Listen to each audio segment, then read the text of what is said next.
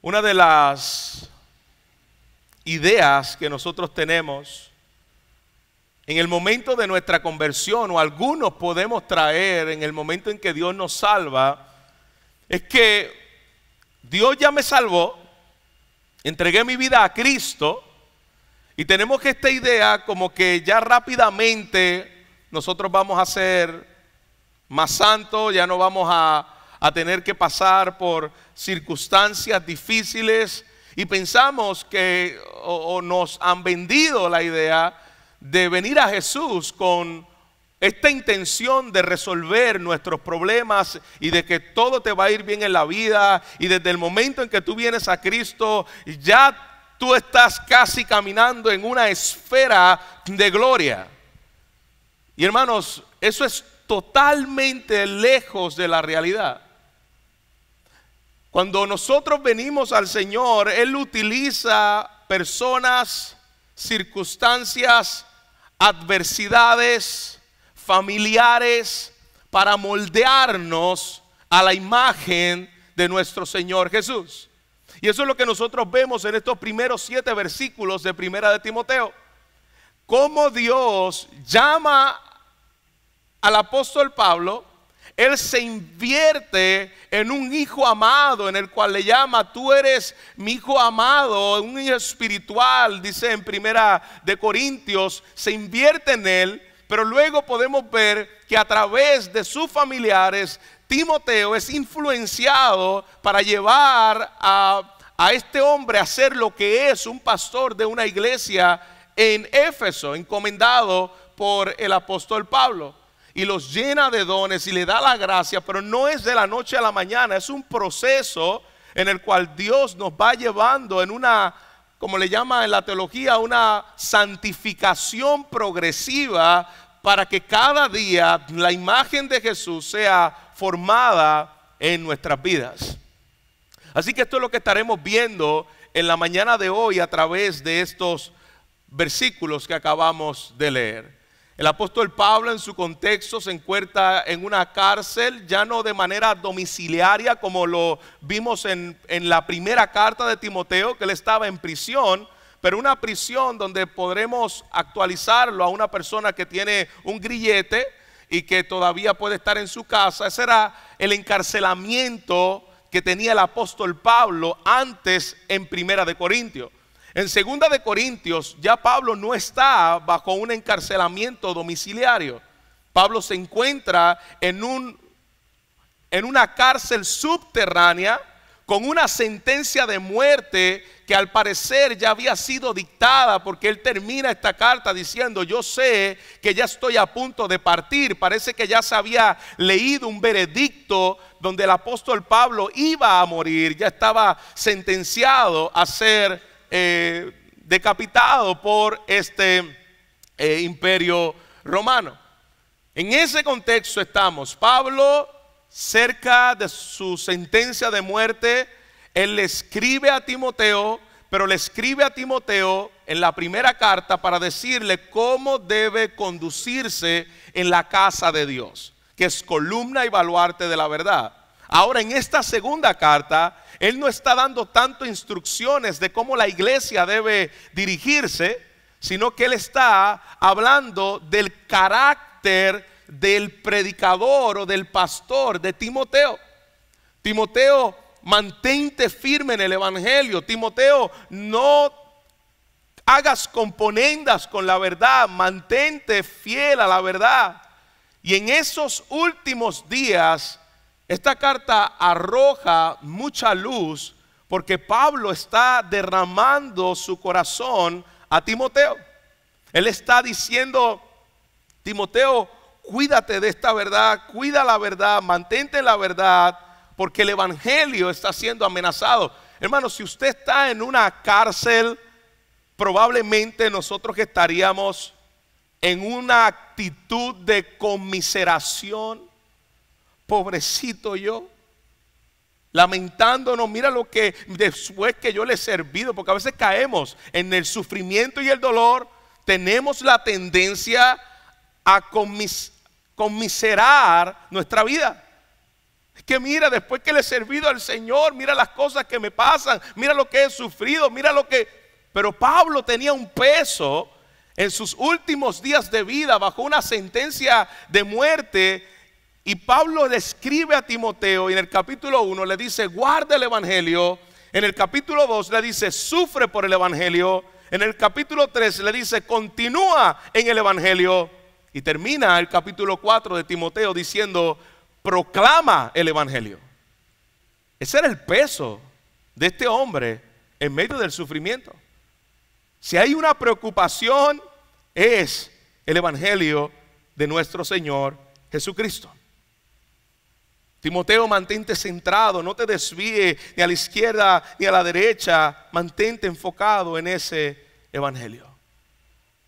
Y Pablo hace una introducción de esta carta presentándose a sí mismo. Dice Pablo, versículo 1, llamado por la voluntad de Dios. Pablo se presenta a sí mismo no como un apóstol que se autollamó apóstol. No fue porque Pablo envió el resumen para ver si era calificado en la búsqueda de nuevos apóstoles. Él no estaba buscando el apostolado. Incluso Pablo iba camino a ejecutar a cristianos, camino a Damasco, y allí Dios le sale al encuentro al apóstol Pablo y lo llama y le dice, tú vas a ser apóstol a los gentiles. Pablo no estaba buscando eso. Y él dice, yo no estoy siendo apóstol por voluntad propia. Yo soy apóstol por la voluntad de Dios. Fue Dios que me llamó al apostolado. No fue un grupo de personas. Él calificaba por la voluntad de Dios, porque se encontró con Jesús, porque Jesús lo discipuló por varios años. A Pablo, sí, dice la Escritura que Pablo fue discipulado por Jesús en un tiempo en el desierto. Era un apóstol genuino del Señor. Yo no fui llamado para una carrera. Mi identidad no está en el ministerio. No es algo que yo, aunque el que aspira al ministerio buena obra desea, como bien dice Pablo en Timoteo, le dijo a Timoteo, pero Pablo recuerda y dice, esto no es algo de caprichos humanos, esto es por la voluntad de Dios. Yo fui designado a esta tarea. Nuestra identidad, tú dices, bueno, pero eso fue Pablo que fue llamado de esa forma. Nosotros no somos llamados como el apóstol Pablo. Todos los que estamos aquí, si usted has creído en Cristo, Él te salió al encuentro. Somos llamados por Él. Mi identidad está en quien yo soy en Él. Me ha hecho su hijo, me compró, me adoptó. Yo le pertenezco a Él. Mi identidad está en eso.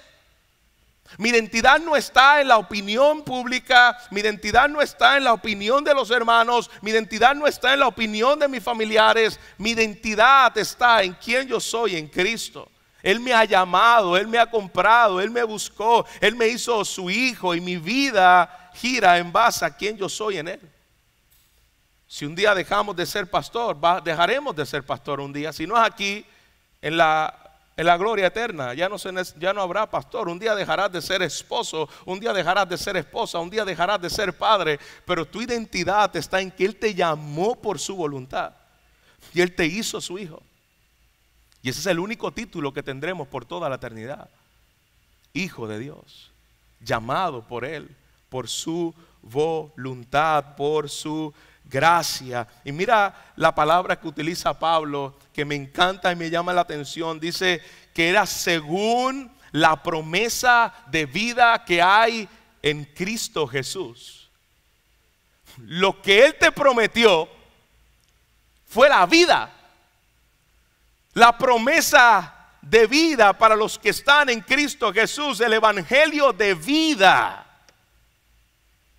Porque nuestros corazones estaban muertos. Nuestras vidas espirituales dice que estaban muertas en sus delitos y pecados. Y al que tiene al Hijo tiene la vida. Y Pablo también escribe que Jesús puso fin a la muerte y sacó a la luz la vida y la inmortalidad por medio del evangelio.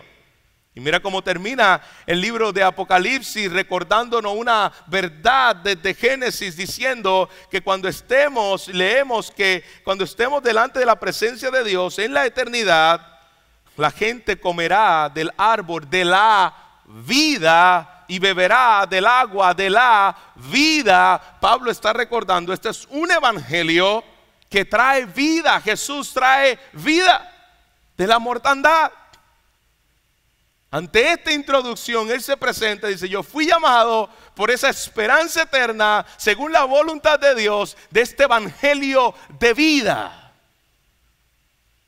Y si usted está aquí en esta mañana y no ha entendido todavía y está en la oscuridad, yo ruego que el evangelio de vida pueda abrir sus ojos del entendimiento y pueda venir a la luz y a la vida. Y ahora Pablo comienza, luego que da esta introducción, él comienza a mostrarnos los medios de gracia que él utiliza, que Dios utiliza para formar lo que es hoy Timoteo. Y para que no se le olvide de dónde Dios lo sacó, lo que Dios hizo con él y cómo ahora lo está llamando a que él haga lo mismo con otro. Al parecer, el sabor que dejan estos versículos es que Timoteo parece que estaba como en un momento donde necesitaba como wake up, levántate. Hay momentos dados donde nosotros en nuestra vida cristiana caemos ahí. Pereza espiritual, desánimo espiritual, vagancia espiritual. Y pareciera que este es parte de la línea que está trayendo Pablo, porque él le hace un recuento de, primero le dice Pablo cómo yo fui llamado, pero le hace un recuento a Timoteo diciéndole y recordándole cómo Dios te llamó, cómo Dios te moldeó, cómo Dios te escogió. Y ahora Timoteo, siga adelante. Y lo primero que él utiliza es su propia vida como parte de esa inversión en la vida de Timoteo. Y él le dice: gracia, misericordia y paz de parte de nuestro Dios Padre y de Cristo nuestro Señor, en el cual le recuerda a Timoteo: nada de lo que hagamos lo podemos hacer sin esta verdad, sin la gracia y la misericordia y la paz. El Señor es el que da gracia a los desesperados, misericordia a los culpables y paz a los intranquilos. Todo por medio del evangelio de nuestro Señor Jesucristo. Y le recuerda eso al pecador. Y le recuerda eso a Timoteo. Timoteo, tú necesitas recordarte siempre esta verdad.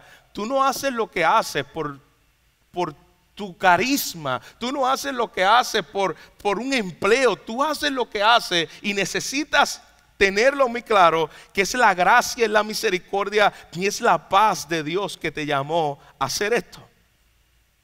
Y le expresa su amor. Y aquí hay un poco de melodía sentimental cuando usted escucha las palabras de Pablo. Hay lágrima en la pluma cuando él le dice a Timoteo: amado hijo, gracia, misericordia y paz. Y luego le recuerda: de día y de noche te recuerdo constantemente en mis oraciones. Usted ora por aquellos que tú amas. Aunque la Biblia nos manda a orar por aquellos que pueden ser nuestros enemigos, pero hay una constancia de orar por aquellos que amamos y recordamos. Y mira la palabra que él utiliza: de día y de noche me recuerdo de ti, Timoteo, en mis oraciones. No sé quién fue el que dijo que cuando tú oras por alguien es difícil criticarlo. Probablemente habían cosas que él podía comenzar a decirle a Timoteo: Timoteo, tienes que mejorar esto, Timoteo, tienes que hacer esto. Pero él comienza diciéndole a Timoteo: Timoteo, yo me acuerdo de ti, yo estoy orando por ti todos los días, de día y de noche. Yo me acuerdo, porque hermano, si alguien sabe que tú estás orando por él, cuando tú le traigas algo, esa persona lo va a aceptar. Porque este es alguien que ora por mí. Cuando tú oras por alguien, tú tienes una identificación con esa persona, y cuando le traes algo, lo haces en el Espíritu de Dios. porque estás orando por esa persona. Pablo tenía la costumbre de orar por Timoteo de manera constante, en un estado continuo de oración. Y es algo que podemos sacar de este texto. Yo simplemente estoy orando por mis problemas, yo estoy orando por las cosas mías, por mi familia. O yo estoy orando también por aquellos que me quiero invertir. Estoy orando por aquellos que Dios ha puesto un peso de poder identificarme con ellos y estar con ellos. Pablo dice, constantemente yo oro por ti, deseando verte, al acordarme de tus lágrimas. Cuando yo me acuerdo, probablemente lo que se está acordando Pablo es cuando se despide de Timoteo y se va, y probablemente Timoteo estaba llorando cuando se despide del apóstol Pablo. Y él dice, yo me acuerdo de ese momento donde hubo lágrimas, donde hubo dolor por nuestra separación. Pero hace un contraste y dice, pero yo quiero verte para que ya no tener la sensación de las lágrimas de despedida, sino para que al verte pueda ver gozo. Hay gozo al podernos ver nuevamente y estar contigo, Timoteo. Y le recuerda y le dice, todo esto lo hago de una manera limpia, de limpia conciencia. Yo lo estoy haciendo de una forma deliberada. Yo no estoy buscando algo de ti. Yo no estoy, como dice el apóstol, el apóstol Machete de Puerto Rico, podría decir, yo no estoy lambiéndote el ojo, Pablo. Esto yo no lo hago, yo lo hago con una conciencia limpia y tranquila, sabiendo que lo hago delante de Dios y que mi conciencia está libre de culpa. Qué poderoso es poder tener una conciencia tranquila y limpia delante de Dios. Una conciencia tranquila y limpia, ¿por qué? Porque ya no pecamos. Una conciencia tranquila y limpia porque mis pecados fueron sustituidos por la muerte de Cristo, tomando mi culpa a través del Evangelio, siendo mi sustituto, recibiendo el castigo. Yo puedo tener una conciencia libre de culpa y acostarme todas las noches diciendo, si hoy hubiera un terremoto y esta casa cae, yo tengo una conciencia limpia de que cuando nos paremos delante de la presencia de Dios, yo pueda decir, por los méritos de Jesús, por la vida de Jesús, por la muerte de Jesús, por la resurrección de Jesús, mis pecados fueron totalmente saldados, mi deuda fue quitada y hoy yo puedo ser recibido solo y solamente por la persona de nuestro Señor Jesucristo. Esa es la única forma de tú poder tener una conciencia tranquila, es recordarte continuamente el Evangelio. Y Pablo dice, mis pecados fueron perdonados, yo tengo una conciencia tranquila. ¿Usted ha tenido la experiencia de encontrarte con alguien en el momento de su muerte que no tiene una conciencia tranquila? Y eso es horrible. Tienen que llamar hasta el gato para que le pida perdón por las patadas que le dio. Y su conciencia no está tranquila antes de morir. Pero cuando tú tienes una conciencia tranquila, yo recuerdo, Dios me dio el privilegio de poder ministrar hace 6 años a mi madre hasta el momento donde ella parte con el Señor. Y una de las cosas que yo continuamente le decía mientras estaba entubada, sin poder hablar, abriendo sus ojos, yo le decía, descansa en los méritos de Jesús. Que tu conciencia esté tranquila. Él hizo todo lo que tú nunca podrías hacer. Recuérdate el Evangelio. Y al encontrar y abrir tus ojos delante de su presencia, ten la conciencia tranquila en que Cristo hizo todo lo que tú no podías hacer.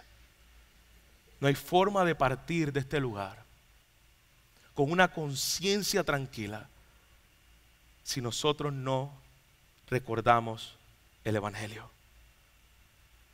Decía un himno de la antigüedad, feliz ya me siento al saber que Jesús libróme de yugo opresor. Quitó mi pecado, clavólo en la cruz. Gloria damos al buen Salvador. Esa es la canción de quienes tienen una conciencia clara. Las que se encuentran bien con su alma por medio del Evangelio. Y Pablo le recuerda a Timoteo, se invirtió en ellos, lloró por él, oró por él, se llenó de gozo, se llenaría de gozo al poderlo ver, invirtió su vida en este joven. Y en estos últimos días de vida de Pablo, le quiere recordar a este joven Timoteo: no olvides de donde Dios te llamó y de donde Dios te sacó, Timoteo. Y toca 3 áreas: la vocación de Timoteo, el carácter de Timoteo y la competencia de Timoteo. Mira cómo comienza hablando de la vocación de Timoteo, y en cuanto a la competencia ministerial a la cual Dios lo había llamado a ser diligente en la palabra, a mantenerse firme en la palabra, a ayudarle a caminar, a avivar el fuego de Dios. Timoteo tenía un mentor en el cual invirtió su vida en él, y ese fue el apóstol Pablo. Hermanos, todos nosotros necesitamos a alguien. Si usted no está siendo discipulado por alguien, usted debe estar discipulando a alguien. Todos necesitamos a alguien que se meta en nuestras vidas, que nos haga las preguntas incómodas que no queremos que nos hagan. Todos, nadie aquí es exento de nosotros rendir cuenta los unos a los otros, de invertirnos en otro. Eso es parte de la vida cristiana. Pablo se invierte en este joven llamado Timoteo, se entrega en lo que es el área ministerial, lo que es el área de cuidado, se mantiene aún a la distancia orando por él. Necesitamos, y si usted no lo tiene, hermano, yo ruego que usted lo pueda hacer. Es necesario para tu alma. No podemos ser llaneros solitarios, y eso es parte de una buena membresía. En nosotros instruirnos, animarnos, exhortarnos, corregirnos los unos a los otros. Lo otro que tuvo Timoteo para ser formado y moldeado por Dios, es una madre piadosa.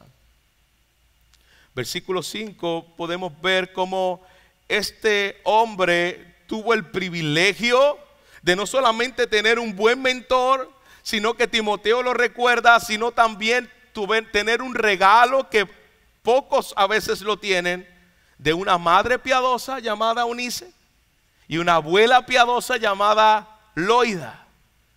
Mira cómo en el versículo 5 Pablo menciona la fe de estas mujeres.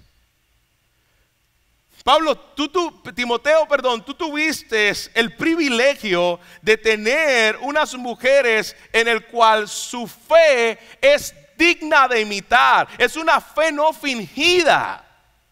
Bueno, si hay una fe no fingida, eso quiere decir que la fe se puede fingir. Hay gente que puede decir tener fe y puede fingir esa fe.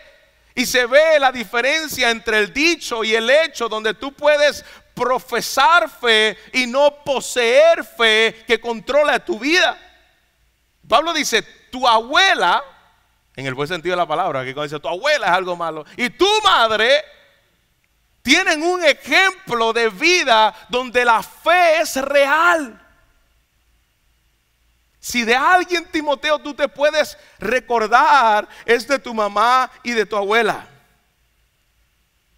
Primero tenía a un mentor, pero dice, alguien que modeló esto en tu casa fue tu mamá y tu abuela. Algunos entienden que el papá de Timoteo era una persona gentil, un griego en el cual no era creyente, y estas mujeres fueron las que, porque ahí no menciona el papá. Estas mujeres fueron las que se invirtieron enseñando la palabra. Y hermanas que están aquí, que están criando hijos solteros, aunque este sea el punto principal del pasaje, es un buen momento también para extraer del pasaje de que no hay excusas. Estas mujeres invirtieron su vida en su hijo y en su nieto, enseñándole la palabra del Señor. La fe piadosa de tu mamá y la fe piadosa de tu abuela deben ser algo que tú debes recordar, porque ellas han modelado.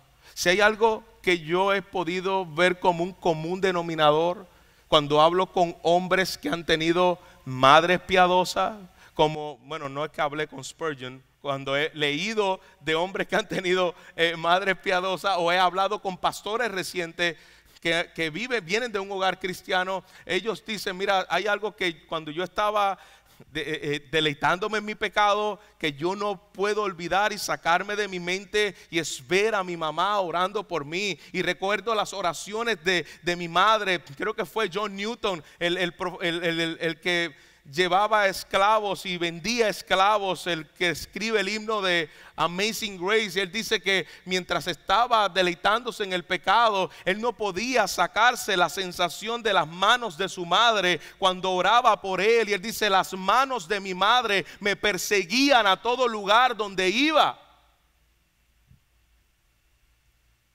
Una mujer piadosa que invirtió en la vida de su hijo. Y las madres que están aquí, es un buen momento para nosotros decir y recordarnos, tú no estás perdiendo el tiempo en la educación de tus hijos.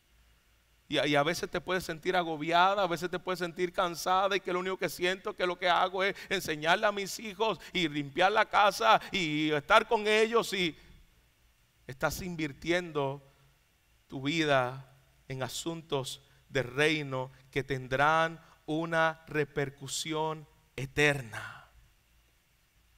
Desde la perspectiva de los padres, tener hijos es un regalo de Dios. Es un regalo maravilloso donde el Señor nos está entregando el privilegio de poder modelarle a nuestros hijos una fe sincera. ¿Y qué es modelarle a nuestros hijos una fe sincera? A padres que no pequen, no, una fe sincera es que cuando pecamos como padres, ellos pueden ver que nos arrepentimos, porque la fe sincera reconoce su pecado delante de sus hijos. La fe sincera es que mi hijo puede decir, yo sé que mi papá es un gran pecador, pero le teme, vive y le sirve a un gran Salvador que se llama Jesús. Él peca, él se arrepiente y él depende de la gracia de Dios. Eso es una fe sincera. Y que fue modelada a este hombre Timoteo. Así que, queridos padres, sigan las enseñanzas, sigan la conducta de Cristo, sigan la fe y la paciencia, el amor y la perseverancia de Cristo. Pablo decía, imítenme a mí como yo sigo a Jesús. Ah, no, eso lo dijo Pablo. Bueno, eso lo debemos decir nosotros a nuestros hijos. En la medida en que yo imito a Jesús, imita nuestra fe. Sígueme. Porque yo estoy siguiendo a Jesús, dependiendo de Él y de su gracia. Y termina diciéndole a Timoteo, y por eso es que yo entiendo que le estaba haciendo este recordatorio de donde Dios lo llamó, para llegar al, como dice el boricua, al meollo del asunto. Y él le dice, mantente encendido tu don, mantén encendido el regalo que se te dio, Timoteo, y pareciere que ese don y ese regalo está muy relacionado al momento de su ordenación como ministro. Porque él dice, por la imposición de mis manos. Y cuando se imponían las manos, era en el momento de la ordenación, cuando, por ejemplo, Pablo y Bernabé fueron ordenados por la iglesia de Jerusalén, impusieron las manos sobre ellos y los comisionaron. Cuando Pablo le dice a Timoteo, no impongas las manos con ligereza, está hablando del momento de la confirmación de los ancianos y los pastores de la iglesia. Así que lo que se entiende que Pablo está queriendo decir aquí es, en el momento en que se te ordenó al ministerio, Timoteo, en el momento en que se te impuso las manos a ti, Timoteo, tú fuiste equipado, tú fuiste reconocido públicamente, tú fuiste confirmado por los hermanos y por los demás ancianos, y se te dio Dios te ha dado un don especial para que tú lo administres a la iglesia. Qué importante recordar esa verdad. Y Pablo le está recordando esa verdad a Timoteo. Primero, tú fuiste instruido por un mentor. Tú tuviste una mamá, pero no solamente eso, esto es gracia sobre gracia. Se te dio unas capacidades y se te dio unos dones especiales y un regalo especial para que tú lo uses y lo ministres al pueblo de Dios. Así que no hay excusa, Timoteo. Ánimo, Timoteo, para hacer lo que Dios te mandó hacer. ¡Qué bendición! Qué bendición que cuando nos paramos aquí no dependemos de nuestra habilidad. Dios da dones a los hombres y Dios da dones a la iglesia para que la iglesia pueda ser edificada. Y cada vez que usted está en la iglesia, usted viene a adorar, pero usted también viene a administrar los dones que Dios le ha dado. Y cuando nos reunimos y cuando compartimos durante la semana, invertimos los dones que Dios nos ha dado. No nos quedemos en un estatus cómodo. Mira este himno de Martín Lutero, hablando de esta verdad. Él dice una estrofa: esa palabra del Señor que el mundo no apetece, por el Espíritu de Dios muy firme permanece. Nos pueden despojar, de bienes nombrar, hogar, el cuerpo destruir, mas siempre ha de existir de Dios el reino eterno. Amén. Alabado sea Dios. Porque el Espíritu y los dones que Dios nos ha dado por medio de Él es un regalo que nos otorga. Tú no te los ganaste, Él te los dio. Y dependemos del don que Dios nos ha dado para inspirar a otro, para animarlo, para adorarle a Él, para poder hacer el trabajo duro. Durante estos días se han trabajado duro y yo le doy gracias a Dios por cada uno de los servidores de esta iglesia que estuvo en la cocina, que estuvo limpiando, que estuvo recogiendo, que estuvo administrando, que estuvo dirigiendo, que estuvo sirviendo hasta altas horas de la noche. Pero a fin de cuentas, como decía el apóstol Pablo, eso es un regalo de la gracia de Dios. Porque en nuestra humanidad, nosotros no lo haríamos. Pero ¿para quién servimos? Y el esfuerzo en el cual invertimos nuestras vidas es un regalo que Él me ha dado. Yo quiero utilizar mis dones para ponerlo a la disposición del cuerpo de Cristo. Jean Elliott, hablando acerca de este versículo, él dice: Dios, te ruego, enciende estos palos ociosos de mi vida y que ardan por ti. Consume mi vida, Dios mío, porque es tuya. No busco una larga vida, sino una vida plena como tú, Señor Jesús. Él sabía: Dios me ha capacitado, Dios me ha dado unos dones. Yo quiero que sea consumida mi vida para la gloria de Dios. Quiero vivir para Él. Usa mi vida, Señor, para tu gloria. Iglesia, ¿estás usando tus dones con pasión? ¿Estás usando los dones que Dios te ha dado con una pasión para el reino de Dios? Y Pablo le dice y termina diciendo: porque Dios no nos ha dado espíritu de temor, Timoteo. Dios no nos ha dado espíritu de temor, amada iglesia, sino de poder, de amor y de buen juicio. Timoteo, en tu temor recuerda que Dios está contigo. Iglesia, en tu temor recuerda: Dios está contigo y por ti y para ti. Y si Dios es con nosotros, ¿quién contra nosotros? Su Espíritu es quien produce en nosotros lo que nosotros necesitamos para poder soportar, y el amor que necesitamos para poder permanecer y ministrar a otro. En otras palabras, sé diligente, sé valiente, porque Dios está contigo. Haz lo que Dios te mandó a hacer y no temas, porque Dios está contigo. Qué belleza de pasaje, donde podemos recordarle a nuestra alma, hermanos, que no importa en qué etapa de nuestra vida cristiana estemos, nuestro buen pastor te está moldeando.